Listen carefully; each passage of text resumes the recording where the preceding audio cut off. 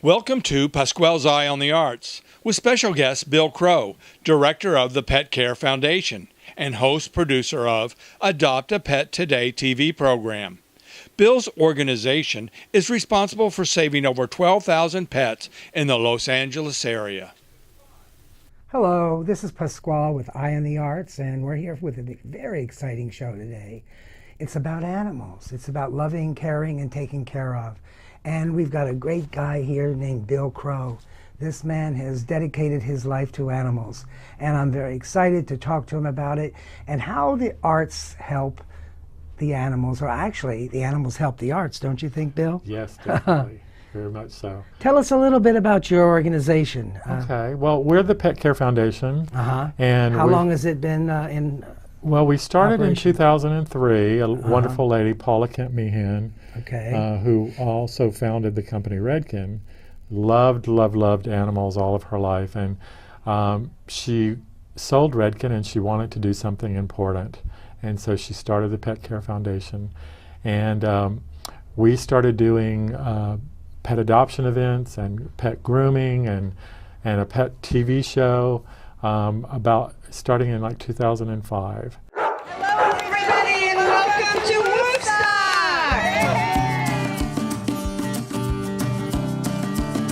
Woodstock 90210 is a great event because it brings the community of dog lovers together for one big event where there are over 50 vendors of all kinds, from vets and doggy daycare and dog food. Say hi to everybody in Beverly Hills. Give him a little woof woof. And also several adoption groups so that you can find a dog if you don't already have one. It'll be good because the house was feeling lonely, so we're gonna get 2 dogs. It'll be better, and we love dogs. They're everything to us. Instead of buying a new one, I decided I would just come and adopt one, give them a better home. Say hi.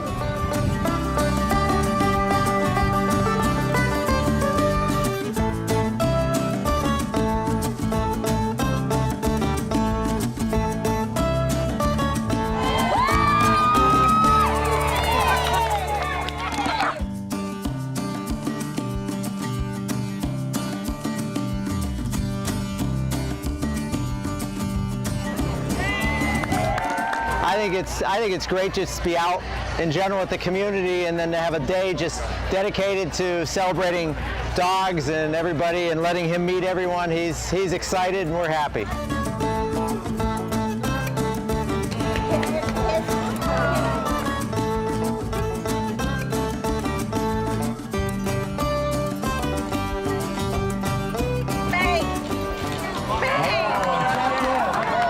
It's wonderful. They have great vendors here. They have a lot of pet-friendly people, and everyone with Beverly Hills has surpassed awesome. They've been wonderful.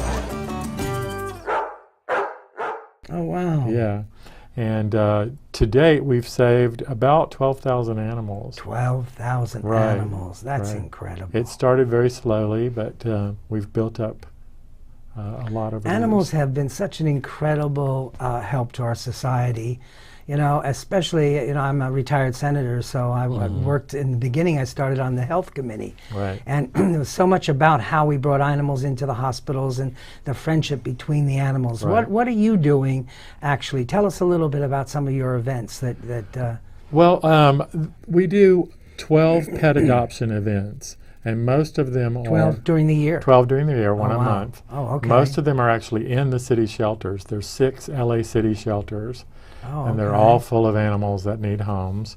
They're placed throughout the city, and we do 12 of those.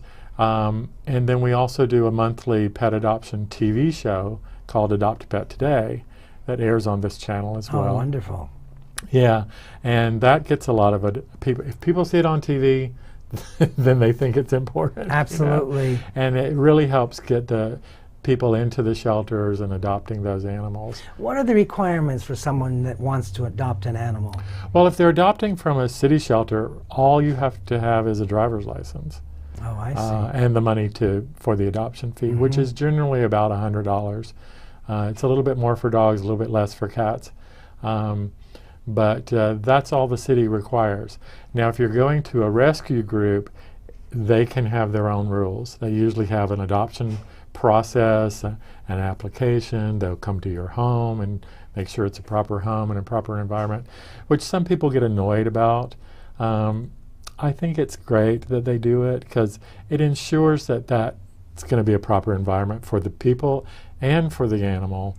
And you want to find a forever home. How much do you get involved with the after it's adopted with the people? Anybody checking up on how they're being taken care of? It's difficult to do, but we try our best. We're very short-staffed, but we check in 2 weeks after the adoption. What if somebody wanted to help with the animals? Could they call you? Oh, certainly. Call or email. They can put our number up on the screen right now if they want to, and my email address. They can get involved in volunteering for what kind of jobs are open for your volunteers? Generally speaking, I have what are called adoption counselors, volunteers, and those are just people that familiarize themselves with the animals in the shelter before the shelter opens. It only takes about an hour to do that, so that when somebody comes in and says, hey, I'm looking for a Chihuahua, or I'm looking for a Persian cat, or whatever that. And do they come in with specific things that they want? Oh yeah, a lot of people do. I see. A lot of people do. They have very specific ideas of what they want. I would say it's like 50-50. Some people just want to look around and see what speaks to them, but they always know if they want a cat or a dog. Tell me the types of animals that you handle. I would imagine a lot. Well, yeah, it's primarily cats and dogs, and anything from, the biggest Great Dane Bull Mastiff to the tiniest little Chihuahua. Wow. To Persian cats to Sphinx cats, which are hairless, everything. And we also handle the occasional bunny and guinea pig and things like that as well. Right. Yeah. Are you supported by any other foundations or anything? We are. We're supported by the Petco Foundation and by the Laugh-In Foundation and a few more. Most of our funding comes from just the general public. We have a mailing list and a support list that contribute on a regular basis to keep us going. So what is your inspiration for the future for your organization? What do you feel that you would like to see happen? Oh my goodness, there's so many things I would like to see happen. But what's foremost is just keep growing, keep doing more. There seems to be a never-ending supply of homeless animals. And I say that, but I also want to say that a lot of people think that because an animal is homeless, there's something wrong with them. And actually, that's not the case at all. Most of them are perfectly wonderful, sweet, loving animals. They just don't happen to have a home for whatever reason. Right. Yeah. And when you find an animal, when an animal comes to a shelter, tell me about that. What kind of living is it for them, and are they healthy? Well, the shelter, especially the city shelters, do a really good job of taking care of the animals. And some of them are in the shelters as long as a year before they ever find a home. It just depends on how crowded the shelter gets, because the only reason that they euthanize an animal, unless it's vicious or very sick, is for lack of space, which does happen every once in a while. But the shelter staff's really good about working with the animals and really trying to get them a good home. So what do you think you do to help animals? What is your main goal? Well, our main goal is to have Los Angeles become a no-kill city. That would be the main goal. What are the steps for that? How do you see that happening? Well, one is getting people to obey the spay-neuter laws. Los Angeles City and Los Angeles County both have laws that say your animals must be spayed or neutered unless you have a breeder's license. So that's a big step, because unfortunately everybody makes mistakes. If you've got an animal that's intact, there's no way you can absolutely guarantee that it's not going to get out and do its thing. Right. Because if you've got raging hormones, you're going to seek out a partner. Right. And an animal that's intact has raging hormones, and that's, their primary focus then becomes procreation. And spay-neuter, also helps with their health, and it helps them be relaxed and a great pet, instead of always having that urge to get out. Right. We're in Hollywood, so I'd like to hear a little bit about if you know anything about the animals in the movies and how they take care of them, and what do you think of all that? Well, our Lassie, remember Lassie? Yes. And Lassie's training and everything had a good reputation. It's mixed. There are trainers that are really wonderful and love their animals and take great care of them and don't do anything to stress them out.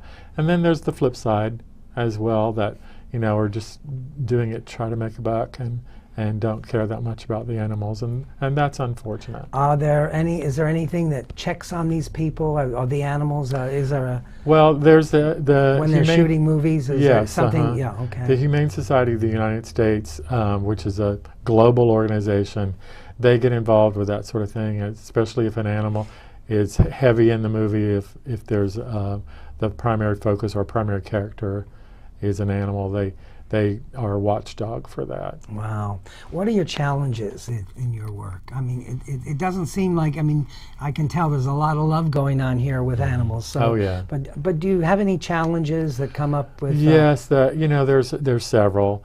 One to me is owner surrenders, and I'll explain that. Owner surrenders. Most people think that the animals that are in city shelters are strays, and that's not the case. Most of them, I would say 75%, are what we call owner surrenders. It's people that come in with their animal and say, I'm moving and I can't take it anymore, or my boyfriend's allergic. The heartbreaking ones are the ones that say, I can't afford it, and usually they are really distraught and very upset. But if we could educate the public that, to do everything they can to keep their animal, because once it gets in the shelter system, no one can guarantee that it's going to get out of the shelter system alive. Are there other states that have the no-kill? There aren't states, no, but there are cities. San Francisco is considered a no-kill city. And, no-kill is not absolutely true. There is what I would call it is a low-kill city, because if an animal comes in and it's very sick and there's nothing they can do for it, or if it's extremely vicious and it's bitten several people, of course they're going to put it down. So there's not anything really like a no-kill, but we're striving for very low kill is what we're striving for. What are your plans for the future as far as seeing with what your organization can do? Well, we plan on keeping on doing what we're doing and growing as much as possible. We have a grooming program where we go into the shelters and we groom the dogs, because a lot of them come in and they just look like a dirty mop. You can't even tell it's a dog. But after they're groomed, they're this beautiful little poodle or Maltese. Or do you pay the groomers to do that, or do you? We have grooming staff, because they work 6 days a week, and it's hard work. Oh, I know. You're on your feet, doing 6, 7, 8 dogs a day, and it's kind of backbreaking. And some of the cases, take a couple of hours to get them completely groomed. Right. I'm very, very tuned into the grooming. One of our good artists who lives in this city, and he had a place called Pet Spa. Oh, yeah. And now he has a mobile grooming. What do you think about mobile grooming? I think they're great, because a lot of animals get stressed if you take them out of the home. And so if the mobile groomer can pull up in their driveway and do it at their home, they're much less stressed. Right. Yeah. Well, I'm very excited to see the things that are going on with our animals today, and think about the arts, the fashions of these animals. I mean, it's amazing. Yes, it's amazing. Do you have anything like a pet parade or any kind of things happening? Well, actually, we just did an event yesterday called Wolfstock in Beverly Hills, and there is a pet parade, and the costumes that some of these people come up with are simply amazing. Yeah, very artistic. Did we get some film footage on that yesterday? yesterday? I think Tom was there and he was shooting wonderful. some stuff. So hopefully maybe he's got something that he can put up for us. That's great. Yeah. Pet photography is another big area. Yes. And it's a beautiful area of keeping and preserving and encouraging people to love animals. So I'm really looking forward to working closer with you and involving your organization with some of the things that we're doing. Well, that would be great. We would love that. Because that's what it's about, you know, sharing that. Yeah. What other things that what you like to talk about as far as your involvement in the pet business? Well, it's interesting. I just went to a seminar last week about pets and their effect on your health. And there's been several studies that have been done that prove that owning a pet actually lowers your heart rate and lowers your blood pressure and your stress and creates a more healthy environment for your home and for yourself. Wow. So that's an interesting aspect. And a lot of times just getting up, walking a dog once a day or twice a day just increases your health benefits tremendously. Wow. Well, I know that from being on the health committee and seeing really helps seniors, because they love the animals. Right. And the animals love them. Right. That's so great. What about seeing eye dogs and those kind of animals? Are you involved at all in that? We're not really involved with that. Occasionally, the Seeing Eye Group dog will come to us and say, do you have any dogs that you think would be good for us? And we try to point them in the right direction. Right. But that's about as far as we go. As far as I'm concerned, there are mixed feelings about that in the animal world. Oh, there are? Yes. Tell us about that. Well, I was going to say, as far as I'm concerned, I think it's great. If an animal can help a person, I think it's twofold, because the person gets a lot of benefits from the animal, but the animal is getting a lot of love and care from that person as well. So it's a two-way street. There are animal people, though, that think that it's just using the animal and really, and not helping the animal, and too heavy training on the animal. I disagree. I think it's a wonderful way for people to benefit from animals and animals to benefit from people. Absolutely. What else do you want to talk about? To me, it's inspiration to listen to you. Oh, thank you. And all the great things that you have done in your organization. Well, there's one thing that I like to say to people if they come to me asking advice, because they're saying, I want to get a dog or I want to get a cat or whatever. Right. And I say, try to look past an initial connection. Because there are so many animals, especially if you're going into a shelter, that they're distracted, they're stressed because there's a lot of other animals and there's people walking around. So you don't get a true perspective of what they're going to be like. If you get any kind of spark, at all, then go with that. Go with your feeling. Because once you get that animal into your home, I can guarantee 99% of them are going to love you, and you're going to love it, and it's going to be a great connection. Because there are a lot of people, they come in and they go, well, I just didn't find anything today. And I went, there's 100 dogs here. There's 99 cats. There's got to be one here for you. So, it's not necessarily about a connection. It's about the love that's going to come after you get it into your home. And the responsibility. Well, yeah, that's Let's another talk thing. about the responsibility. You walk the dog in the morning, walk the dog at night. Yeah. Then you get out and you walk them and you meet friends, and it's really a whole nother... oh, yeah. It's amazing. It can open your life up to all kinds of Tell us about things. walking the dog or the animals, whatever. Well, I don't think we walk too many cats, though. No. Some people do, but walking a dog is obvious health benefits. It gets your blood pumping and all that kind of stuff. But there's also social benefits. I mean, somebody walking down the street, I'm not necessarily going to say hi. Right. But somebody walking a dog, I'll always go, oh, what a nice dog. What's its name? Almost all the time. And a lot of people are that way. So it opens you up socially. Tell us about the responsibilities of when you walk your dog and it's going to the bathroom. Oh, thank what you. You're supposed to do. Thank and you. What lawns do you hit and don't hit.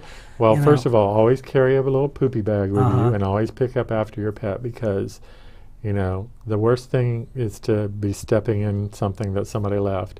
So there's that. And there are cities, West Hollywood has a law, Beverly Hills has a law that says you must. And then there are those retractable leashes that I absolutely hate. Oh, really? They're leashes that, stretch out like Exactly. 20, 30 feet. They're actually very dangerous because unless you're just completely focused on your animal the entire time you're walking, the animal could run 20, 30 feet away from you and get hit by a car, trip another person, get into a fight with another animal. I wish that they would outlaw those leashes. Let's talk about walking the dog. Where do you take them? The dog parks, the beach? Tell us about that kind of thing. There are several dog parks in the city of Los Angeles. Do you know some of them? Maybe you can... Well, I can tell you Runyon Canyon is one in Hollywood. West Hollywood has its own off of Fountain, in between Fountain and Sunset and Crescent Heights and La Cienega. West Hollywood has a dog park. But you can find all of them just by going to the LA City website, which is lacity.org, and type in dog parks in a search. And what about the beach? How safe is the beach? Well, most of the beaches do not allow dogs. Oh, wow. There are a few. It's just a little dangerous because the dog takes off and runs into the surf or whatever, and you can't control that. And then a lot of times, they use the bathroom in the sand and cover it up, and then you've got a dirty sand. So most of them do not allow dogs off leash anyway. Any tips on how to feed your dog? How to keep your dog healthy? Yes. No grain is the way to go. No grain? No grain. What does that mean, grain? Well, you don't want a dog food or cat food that's heavy with wheat or corn or any kind of grain like that. You want it to be mainly protein, which is a little bit more expensive, but you can get them in the grocery stores now. They used to not carry no grain in the grocery stores, but they do now. If you're really concerned about it, then do some research online. There are several pet foods that you would have to go to a Petco or a PetSmart or a pet-specific store to get that are really high-end but excellent food. Wow. Well, it sounds like an interesting life that you have. You were an actor before, you mentioned. I was a long time ago, yeah. I did a lot of soaps, and then I got involved with AIDS nonprofits. Oh, wow. And learned a lot about nonprofit management and did that for several years. But always loved animals, always had animals, and then when I met Paula, the whole animal world just took over my life, and haven't looked back and haven't ever been happier. A couple of things. First of all, I wanted to know, you have animals yourself? I do. Tell us about I have 4 dogs. 4 dogs? 4 big dogs. They're all like German Shepherd mixes, all rescues, Oh, wow. of course, and 6 cats. Oh my gosh. So I have a little menagerie going on. Oh, yes, you do. But did you rescue them also? Yes, they're all rescued animals. Some of them, Paula, who founded my foundation, she passed away a couple of years ago, and so I inherited her animals. But they were always kind of mine, even though they lived with her, because I just loved them so much. Was around them every day. So there was. You have an interesting story about maybe a. Well, sure. Especially there's several. One of her dogs, which is now my dog, was this German Shepherd mix that was at the shelter, and she was hiding in the back in the corner. She was so frightened, and nobody would ever even see her. But she caught my eye, and mainly because she was shivering in the back, and I just felt so sorry for her. And I said, can you bring her out? And they said, yeah. And she was so frightened, she was flattened on the ground wetting herself. And I said, nobody's ever going to take this dog. So we loaded her up in my car, and she was very scared for the first month especially. But she wasn't like scared like I'm going to bite you. Right. She was just scared. She had not had much interaction with people or with other dogs, but she's absolutely gorgeous, German Shepherd dog. So long story short, after about 6 months, she became this happy, loving, running around, Wow. loves everybody, not afraid of anything. That must really be It's very gratitude rewarding for yourself to have that. It's very rewarding. How do you handle them all, though? It seems like... Well, it keeps you on your toes. But when you love something so much, it doesn't seem like work. Right. So it's a joy to me to feed them. It's a joy to me to walk them. It's a joy to me to pet them and sit with them and talk to them.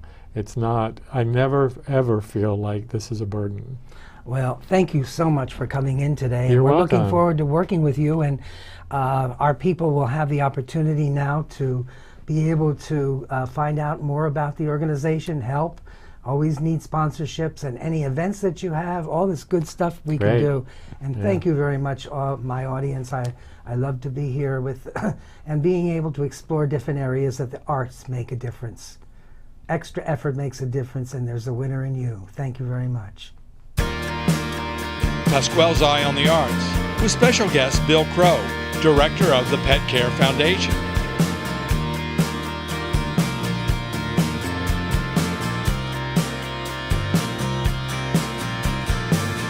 I can't always do what's all been done before. I guess I'll let go if I don't hold on anymore. Everything has changed, but nothing